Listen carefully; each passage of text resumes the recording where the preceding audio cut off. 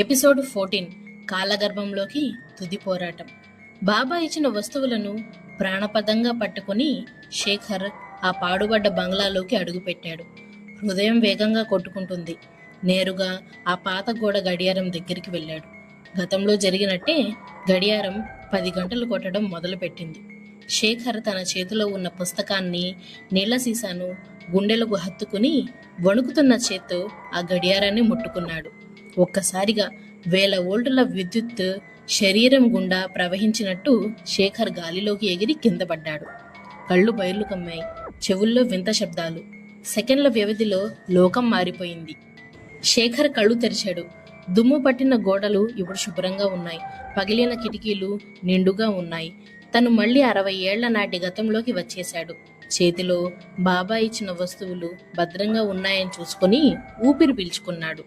వెంటనే పక్కనే ఉన్న ఒక పెద్ద అల్మారా వెనక దాక్కున్నాడు. రూమ్ లోపల నుంచి దీనమైన ఏడుపు వినిపిస్తుంది. జెన్నీ ఒళ్లంతా గాయాలతో, చెరిగిన బట్టలతో మూలను కూర్చొని ఏడుస్తూ కనిపించింది.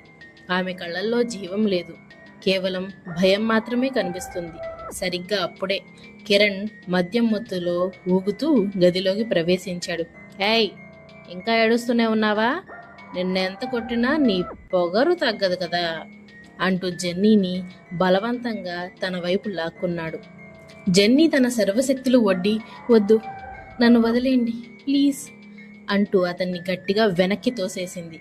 కిరణ్ కింద పడబోయి తేరుకుని, నన్నే తోస్తావా? నీకు అంత ధైర్యం ఎక్కడిదే అంటూ ఆమె జుట్టు పట్టుకోబోతుండగా శేఖర్ అల్మారా వెనక నుంచి మెరుపు వేగంతో బయటికి వచ్చాడు. కిరణ్ వెనక నుంచి గట్టిగా పట్టుకున్నాడు. అనుకోని సంఘటన ఎదురవడంతో కిరణ్ షాక్ అయ్యాడు. ఎవడ్రా నువ్వు? నా ఇంట్లోకి ఎలా వచ్చావు అంటూ శేఖర్ చేతుల్లో నుంచి విడిపించుకోవడానికి ప్రయత్నించాడు. కిరణ్ కోపంతో జెన్నీ వైపు చూస్తూ, ఓహో, ఇదా నీ అసలు రూపం? నన్ను కాదని వీణ్ణి కూడా మెయింటైన్ చేస్తున్నావా? అందుకేనా నన్ను బయటకు వెళ్ళమని అరిచావు అని అసహ్యంగా మాట్లాడాడు. జెన్నీ భయంతో గజగజ వణికిపోతూ, లేదు, అతనెవరో నాకు తెలీదు, ప్లీజ్ నన్ను నమ్మండి అని ఏడవడం మొదలుపెట్టింది.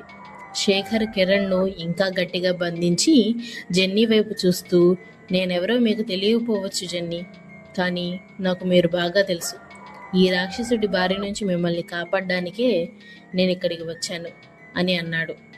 ఈసారైనా శేఖర్ ప్రయత్నం సక్సెస్ అవుతుందా తెలుసుకోవాలంటే నెక్స్ట్ ఎపిసోడ్ కోసం ఎదురు చూడండి. మా స్టోరీ కనుక మీకు నచ్చినట్టయితే లైక్ అండ్ షేర్ చేసి తప్పకుండా సబ్స్క్రైబ్ చేసుకోండి. Thank you.